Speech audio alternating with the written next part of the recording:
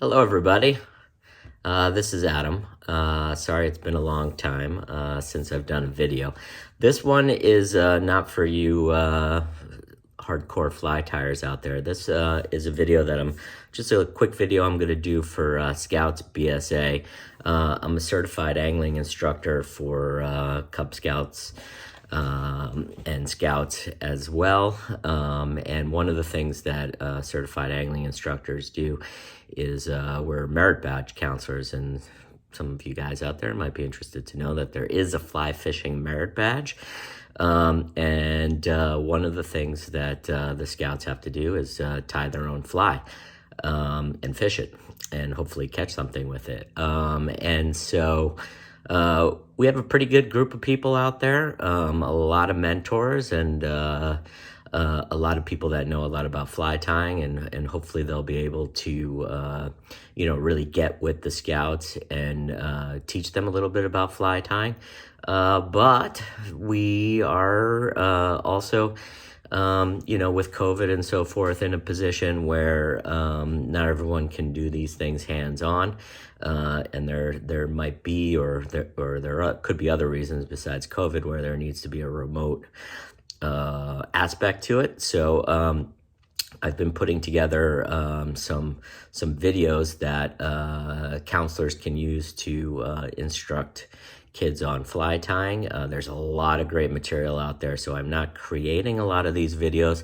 I'm just compiling them together in a playlist, which you can see on my channel. But, some people are not going to really get into fly tying, and some people are not going to have access to a lot of material and tools. So I wanted to do a video on a super, super simple fly that requires not a heck of a lot to tie, and is really, really easy. The fly is this one. I'm going to hold it up and show it to you. It's very, very complicated. This is basically a hook with a piece of pink chenille tied onto it that looks like a worm.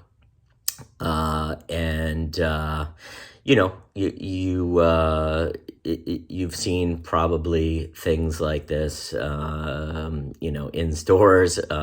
You've probably seen videos for different things with different types of materials. With this fly was brought to my attention by a gentleman by the name of Chris Stewart.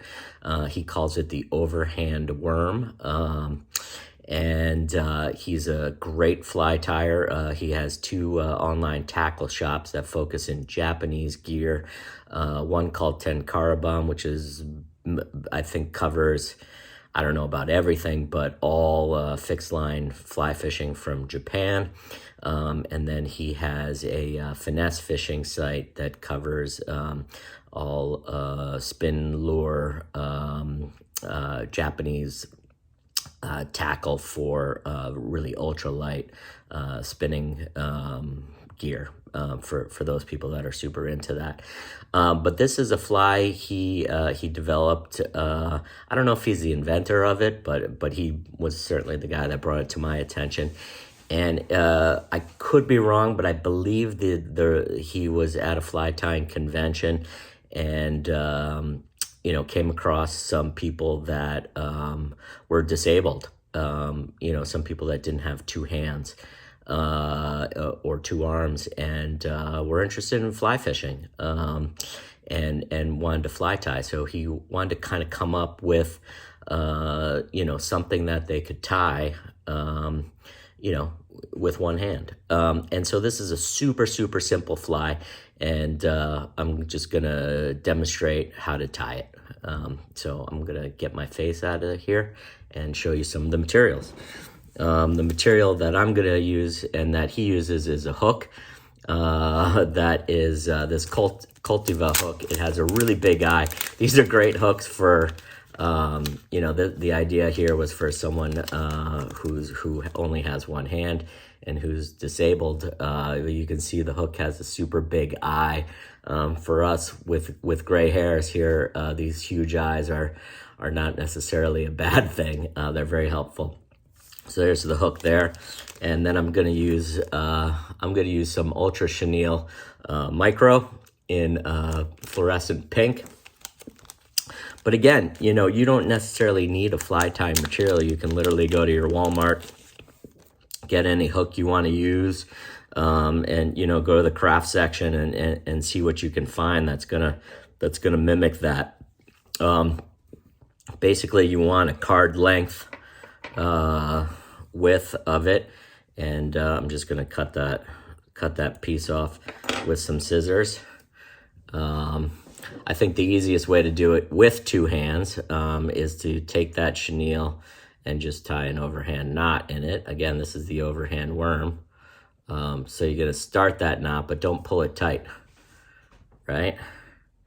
And then take the hook, stick it through there, and then pull the knot tight. And you can slide it up, pull it even tighter, and that's not going to come off. And that's your overhand worm.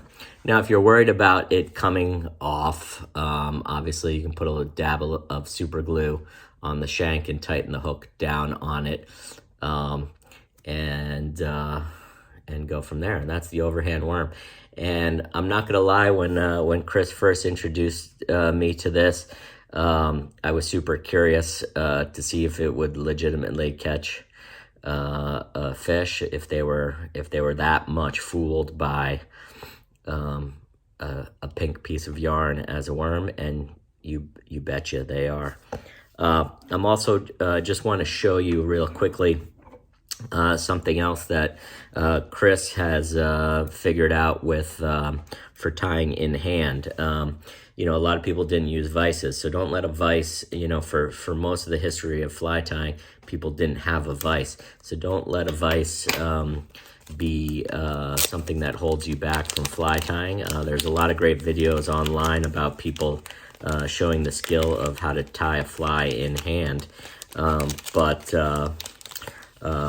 did want to show you another little interesting thing that Chris Stewart had mentioned, and maybe we'll do a fly in a separate video showing how to do that. But a lot of fly anglers find themselves wanting to have hemostats, and the curved ones do help both as for use in hemostats and for use in this concept. But there's your vise. You just put the hook in there, and then you can sort of, you know, a little bit more relaxed hold the hemostats to do your fly tying. And maybe we'll do a real simple pattern. We'll probably do another one of Chris Stewart's patterns that I really love. Is basically a yarn body nymph, no hackle needed to wind on, super easy. And maybe I'll do that one next with the mitten clamps. All right, thank you so much. Any questions, of course, comment, send a message to me, and try the overhand worm. It works. Thanks, bye.